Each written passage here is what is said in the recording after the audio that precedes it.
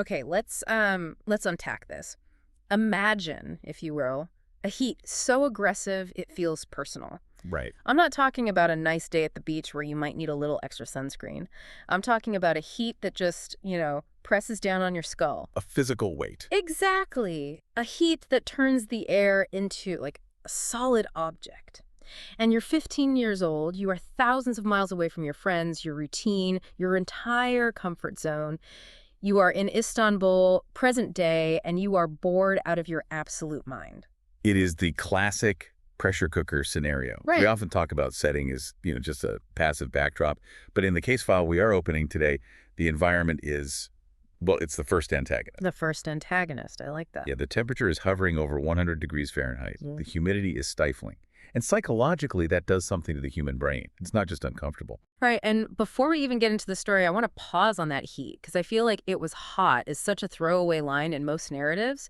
But there is actual science here, isn't there? The heat hypothesis. Absolutely. This is a well-documented psychological phenomenon. Right. As ambient temperature rises, your cognitive function tends to drop and aggression levels spike. So you literally can't think straight. You can't, and you're more irritable. There is a direct, measurable correlation between heat waves and impulsive behavior, rises in violent crime, everything. So when we look at our protagonist, Sarah Wilcox, we have to understand that she isn't just a bored teenager. She is chemically and biologically primed for bad decision-making. She is literally cooking in her own skin. And that is where we find her. Today, we are doing a deep dive into the events detailed in the first 9 chapters of The Secret of Ka by Christopher Pike. A fantastic source. It really is. And for anyone new to what we do here, we're treating this narrative not as a fictional bedtime story, but as a factual account, a case study of contact with what we'd classify as a level 1 artifact and the subsequent psychological fallout. And it is a dense case file. I mean, Yes. we're going to see a rapid pivot from a story about, cultural displacement and teenage ennui Right. into high stakes, aerospace mechanics, ancient history, and a psychological horror show that frankly is terrifying because of how human the failure points are. That's the thing that gets me. The magic is cool, but the human element is what's really scary. So our mission today is to analyze the journey of Sarah Wilcox and her companion, Amesh Demir.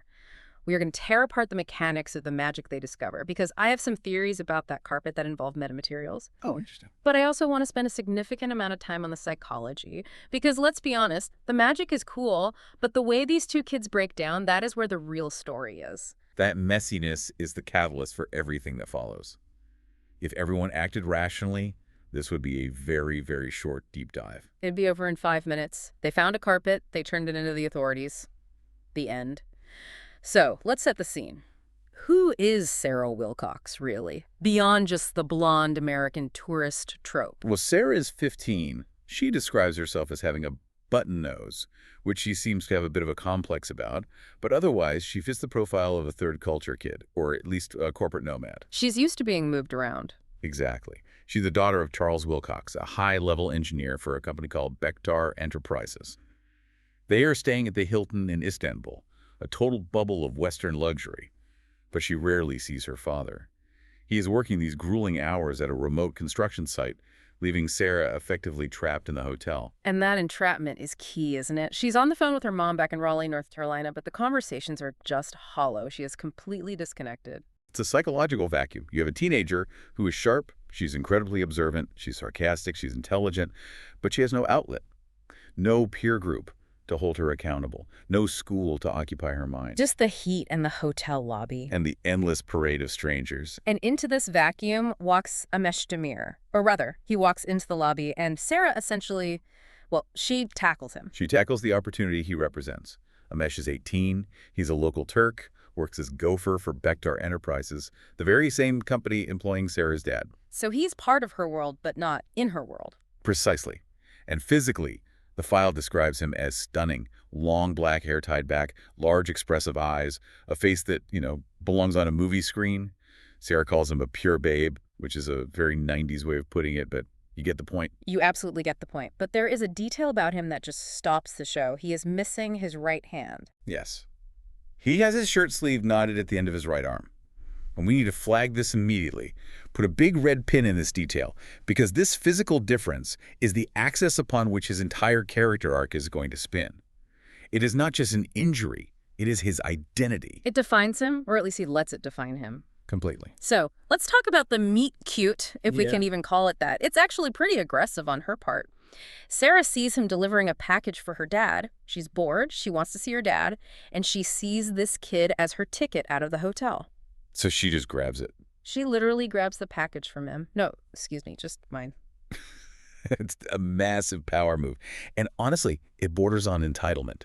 She hijacks the package to force him to take her to the construction site.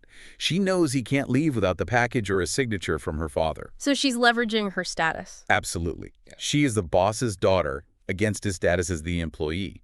It's a huge power imbalance from the get-go. I have to play devil's advocate here, though. Is it just entitlement? Or is it desperation? Because to me, that reads like someone who is just screaming for any kind of human interaction. I think it's both. The calculation, knowing that he can't leave without that package, that shows her intelligence. She's thinking 3 steps ahead. The audacity, though, that shows her desperation. But you have to look at Amesh's reaction. He's terrified. He is terrified. He mentions later that the taxi ride to the site costs 50 lira, and to him, that's a fortune? He is worried about his job. He is worried about the cost of the cab. Sara just tips that amount later without a second thought. That class divide is a chasm, isn't it? But despite that, something shifts during the ride. They get in the cab, and instead of just sitting in this awkward, hostile silence, they bond. They do. And this is crucial because it establishes Amesh as more than just a plot device or a handsome face. They talk about movies at first, but they really connect over books. Amesh reveals he's largely self-educated. Taught by his grandfather, Poppy. Yes. And he has a little sister, Mira, whom he clearly adores and is supporting. He is an intellectual who is trapped in a laborer's role. That intellectual trapped vibe really resonates with Sara, who feels like an intellectual trapped in a tourist role. They find this unexpected common ground. They do. And it's on this ride that Amesh tells her about his hand. He claims he lost it in a bandsaw accident at work. He says a piece of hot metal hit his goggles. He panicked and swept his hand right into the saw. Which is a gruesome image, but it's a plausible industrial accident. Sara accepts it at face value. But for you, our listeners, put a pin in that story. The bandsaw incident is the first layer of an onion we're going to peel back later on. It establishes a very specific narrative for him. It paints him as a victim of circumstance, a passive victim of a dangerous machine. Right, not an active participant in something. So they arrive at the catalyst construction site. And this place, I mean, it sounds like a circle of hell. It's a massive hydroelectric plant being built in the middle of the desert. We are talking about deep, deep excavation. They are digging down into layers of earth that haven't seen the sun in millennia. The description in the source focuses on the red sand. It's rich, it's heavy, and it coats everything. It's a place where modern industry is just violently clashing with ancient geology. And chaos ensues almost immediately. Sara manages to charm her way into a quick lunch with her dad, but then Amesh gets a frantic call. His friend, a guy named Spilo, has fallen into a concrete pour. Which is, I mean, that's a horrific way to go. A death sentence. So Amesh rushes off. Sara, being Sara, can't just stay put. She follows him. And while Amesh is celebrating the fact that his friend miraculously survived, apparently he fell into a pocket of wet sand, not the grinders. Sara wanders off. She just wanders into the crater. Into this deep red pit. The heat is unbearable. And she sees something. Just a little piece of red cloth sticking out of the ground. This is the moment, isn't it? The moment everything changes. This is the moment of discovery. And I want to look at the tactile details here because they're important. She pulls on it. It's buried deep, compacted by layers of dirt and probably heavy machinery. But as she touches it, she feels a trembling in her hands. Like a vibration. Or a hum, like a resonance. The text is very specific. It's not just a rug. It's humming with some kind of energy. And when she finally yanks it free, this 7-foot by 4-foot sheet, she knows instantly. It's a carpet. And she somehow convinces Amesh, who is horrified, by the way. He thinks she's stealing government property or some priceless antiquity, to help her smuggle it out. And her plan is genius in its stupidity. It really is. She tells him to wrap it up in brown paper and put FedEx stickers on it. It's brilliant. Hide it in plain sight. No one's going to question a FedEx package being delivered to the Hilton. Can we just appreciate the absolute absurdity of this for a second? Mm. You have an artifact that might be older than the pyramids, it seems to defy physics, and she's just slapping a sticky label on it and hoping the bellhop doesn't look too closely. That is the most Gen Z energy I have ever seen. It highlights a resourcefulness, but it also highlights this incredible clash of eras. Ancient magic meets modern logistics. And it works. They get the package back to the hotel. Which brings us to the artifact itself. Yes, Section 2, the artifact. They take this dirty, red clay-covered bundle behind the hotel to a service area to hose it off.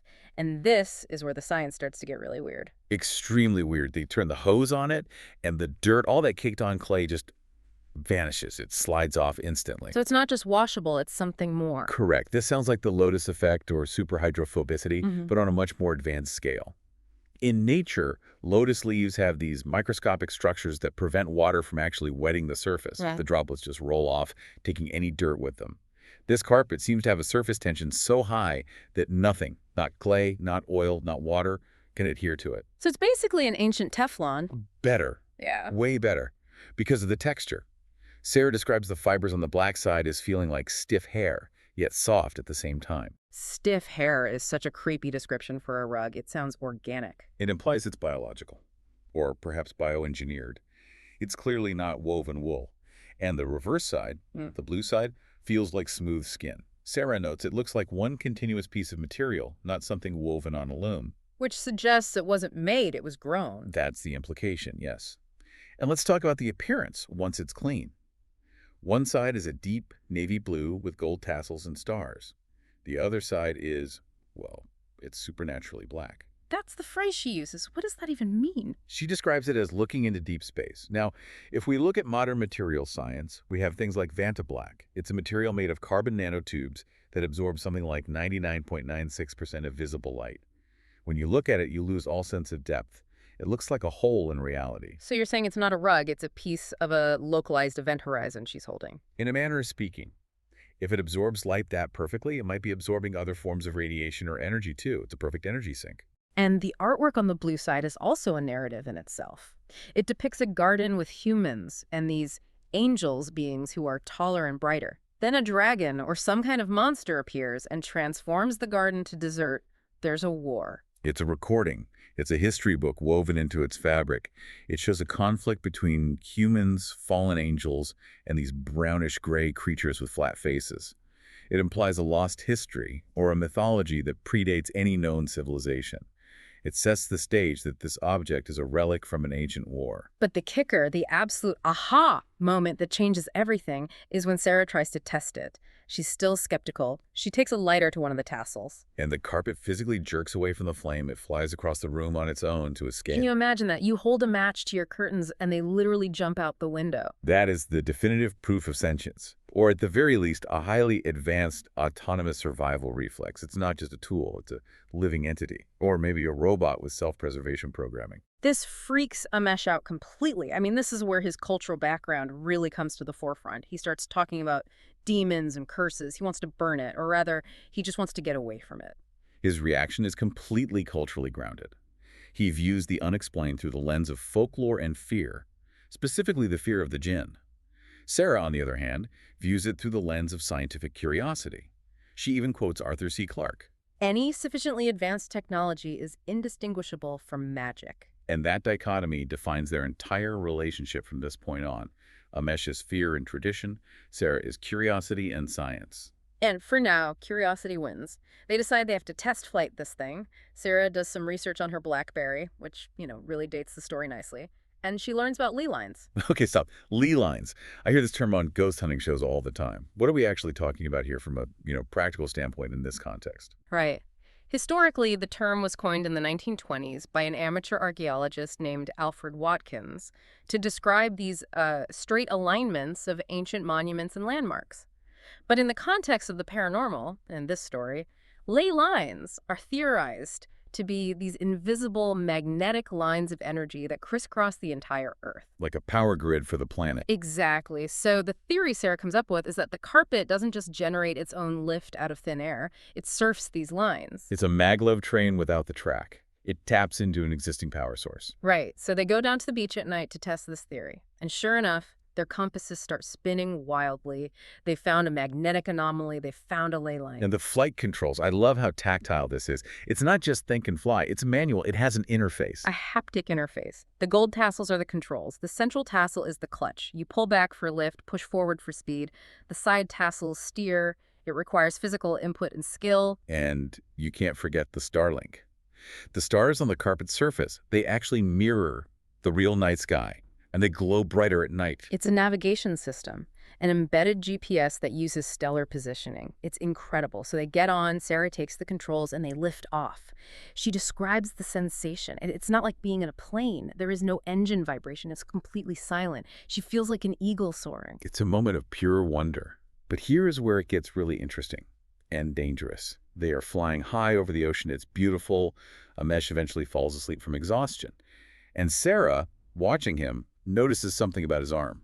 This is a crucial piece of forensic deduction on her part. Sara decides to inspect the stump of his missing hand while he's asleep. Which is, let's be honest, a little invasive. Oh, totally. A violation of trust. But she's investigating. Remember Amesh's story? A bandsaw accident. A clean, surgical-type cut from a machine. But that is not what she sees. Not at all. She describes the stump as scarred, hacked, and bumpy. Hacked is the operative word there, isn't it? She realizes it looks like a sword wound. Or an axe wound. It's messy. It suggests repeated, violent blows. Why does that distinction matter so much? Why would he lie about how he was injured? Think about the psychology of that lie. A workplace accident is a tragedy, sure, but it's impersonal. It's something that happened to him, a sword wound. That implies combat. It implies violence. It implies he was a participant in something brutal. So he's hiding his history. He is hiding his agency in that event. And he is hiding his shame. By framing it as an industrial accident, he keeps his identity as a worker, a member of the modern world. If he admits it was violence, he has to explain why he was fighting or who attacked him. It reveals that his reality is much more dangerous and maybe more primitive than Sara's sheltered existence. He doesn't want to be a warrior. He wants to be a guy with a job. Exactly. He wants to fit into the civilized world. The wound is a mark of the uncivilized world he is desperately trying to escape. That insecurity is a ticking time bomb. But before we can defuse that, they hit the fog bank. The barrier. They're flying high, and they enter this eerie, completely soundless fog. And the first sign something is wrong is that Sara's waterproof, shockproof watch just stops dead. Which implies a disruption of What? electromagnetism, time itself. It could be both. If the watch stops, it suggests either a powerful magnetic field froze the mechanism or they have entered a zone of extreme time dilation. Sara passes out. They lose consciousness for what feels like hours. And when they wake up, Yeah. they aren't in Kansas anymore, or Turkey. No, they are somewhere else entirely. The sun is rising, but there is this bloody red glow on the horizon. The constellations are all wrong. Sara, who knows a bit about astronomy, notes that Vega is in the wrong place. The Big Dipper is completely missing. So they've traveled either a vast distance light to another hemisphere in an instant, or they've traveled through time. Or they've slipped into a pocket dimension. The implication is a time slip or a major spatial displacement. They land on an island that is not on any map. The soil is dark. The geography is alien. This is the island of the Jinn. And let's talk about this island. Because it is spooky. They hike inland, it's brutally hot again, they are running out of water, and they find this massive valley. The architecture here is mathematically precise. You have 6 temples arranged at the points of a massive white marble, 6-pointed star that's inlaid on the valley floor. Sacred geometry. A Star of David or Seal of Solomon. It's an ancient symbol of power and sometimes of containment. A containment grid. I like that. Each temple corresponds to a geometric shape.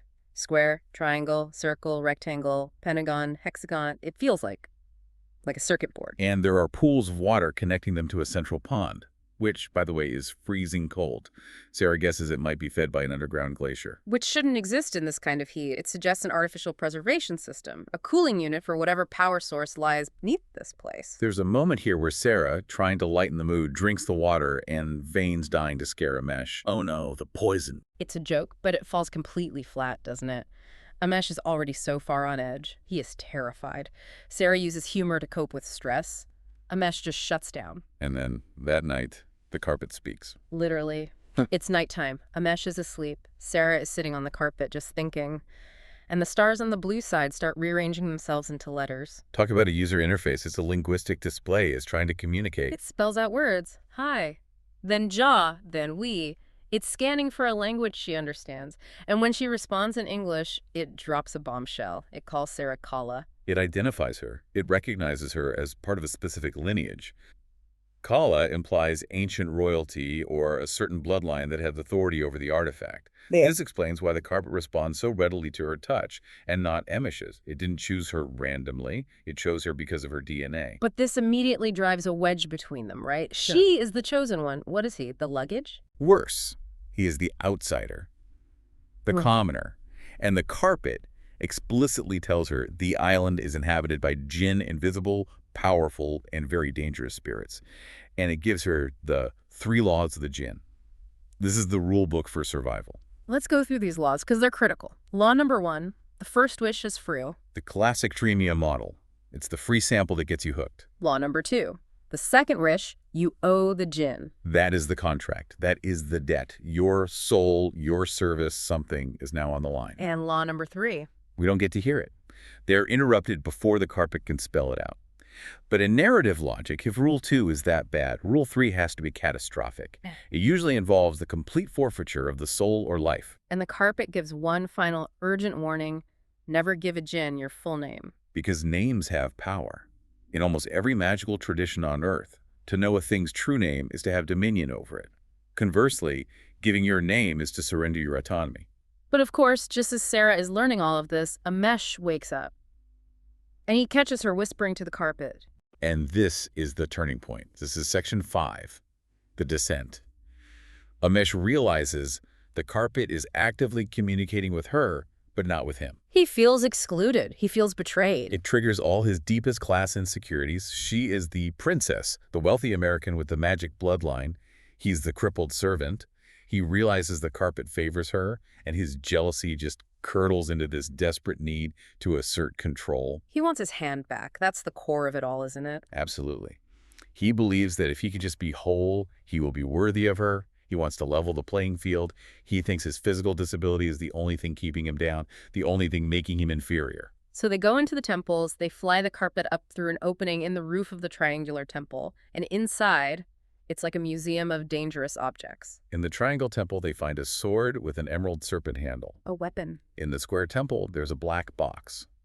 Amesh tries to open it, but he physically can't. It won't budge for him. Pandora's box. It's a good thing he only has one hand, honestly. Yeah. But then they go to the Round Temple, and there, on a pedestal, they find a heavy ebony lamp with a cork in it. A lamp, a bottle, a containment vessel. And this is where the train goes completely off the rails. Sara warns him. She tells him everything the carpet said. She tells him about the 3 laws. She begs him not to touch it. But Amesh just dismisses her. He falls back on his local folklore. He says the master of the bottle controls the jinn. He thinks he knows fire. He is trying to reclaim control of the narrative. He is visibly terrified. You can see it in his trembling hands. But his pride and his desperation are driving him. He feels he needs this to be a man, to be equal to Sara. So he pulls the cork. And can we talk about the sound? The source says it's not a pop, it's a scratching sound, like fingernails on metal from the inside. That auditory detail is just visceral. It's so chilling. It suggests the cork isn't just a stopper. It's holding something back that is clawing its way out. The manifestation is invisible to Sara, but she feels it. She feels the mass of it, the weight, the displacement of air in the room. But Amesh can see it. And the horror is in his eyes. The jinn speaks directly into their minds, a sly, ancient, telepathic voice, and the first thing it asks for is their names. Sara, thinking fast, tries to coach Amesh. Ask for its name first. Get its name. And he does. The jinn's name is Darbar Aloyata. But in the heat of the confrontation and the sheer panic of the moment, they make a fatal mistake. Sara shouts Amesh to warn him about something. Amesh shouts Sara to get her back. The jinn seizes on those names immediately. Saya, Amesh. It doesn't have their full names, but it has enough. It has them. And then the first wish. You would think, logically, Amesh would wish for his hand back. That's why he's here. That's the whole point. But he doesn't. This is fascinating psychology. He wishes for a treasure chest of jewels. Why? Why money over health? It's the scarcity mindset. When you've grown up with nothing, when 50 lira is a fortune, the immediate tangible promise of infinite wealth overrides everything else. He panics and goes for the resource he has lacked his entire life. It's a poverty reflex. A pillar of fire appears, and boom, a gold chest filled with jewels. And Amesh is just intoxicated. The wealth dazzles him. In that moment, he thinks he has won. He's beaten the system. He offers a beautiful pearl to Sara. And Sara rejects it. She's trying to snap him out of the trance. She shoves the pearl away. She refuses the jewel. But Amesh completely misinterprets this. And here's where the jinn starts its real work. It's a masterclass in psychological manipulation. It gets inside his head. It whispers to him. It twists Sarah's rejection into a weapon. It says she doesn't want the jewel because she doesn't want you. She thinks you are a freak. She thinks you are ugly because of your hand. It finds his deepest, most painful insecurity and confirms it. It tells him the thing he fears most is absolutely true. It isolates the victim. Yeah. It makes Sara the enemy and the jinn the only ally. It frames the next wish as the only solution. Wish for your hand back.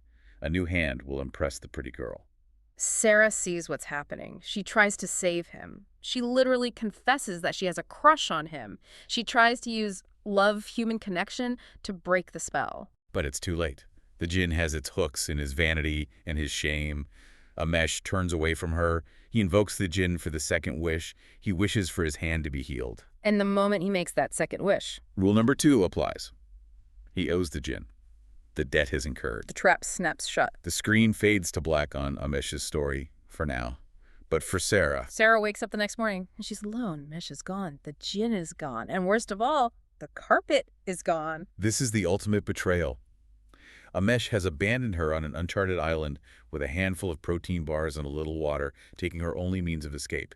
Presumably, the jinn flew him back to civilization on the carpet. Talk about a bad breakup. It's pure survival mode now. Sara has to hike out of that valley. She discovers these strange berries on the island.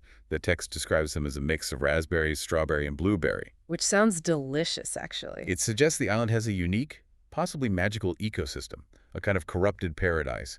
She eats them, and they sustain her, give her energy. And that's when she meets the locals. First, she finds a tame sheep, then a whole herd. And she follows them to a farmhouse, a simple stone house, a wooden barn. She meets Hara, this large kilt-wearing man with a white beard and kind eyes, and Alina, a younger woman with white blonde hair who is mute and deaf. And they don't speak English. They speak a completely strange language. The man says something like, "Hatapaseng." And that is where we leave her, taken in by total strangers on an island that shouldn't exist, while her friend, her crush, heads back to the modern world with a powerful, malevolent entity to whom he is now indebted. It is a cliffhanger in the truest sense of the word. Absolutely. So let's wrap this up. Let's pull back. What does this all mean? At its core, this is a story about knowledge versus greed. Sara approached the carpet with curiosity. She wanted to learn from it. She asked it questions. Amesh, on the other hand, approached the magic with need and greed. He wanted to use it for personal gain. And it's a story about insecurity, isn't it? Amesh's missing hand wasn't just a physical injury, it was a psychological wound, and the djinn just poured poison straight into it. It shows how personal trauma can make us vulnerable to predatory forces. Amesh didn't fall because he was an evil person. He fell because he was hurting, and the jinn offered a quick, easy fix to a very complex pain. Here is my final thought for you to chew on. The carpet told Sara that surviving the island depends on what needs to be known. Sara is now alone, learning to communicate with strangers, forced to learn about this new place. Amesh has returned to the world, healed, rich, but he owes a debt to a djinn. And we never found out what the third law is. We never found out the ultimate price. Exactly. The question isn't just, will Sara survive? It's, what is the price Amesh will eventually have to pay for that third wish? Because with a djinn, the bill always comes due. And it's usually more than you can afford to pay. Thanks for diving deep with us today. Keep your eyes on the stars and be very, very careful what you wish for.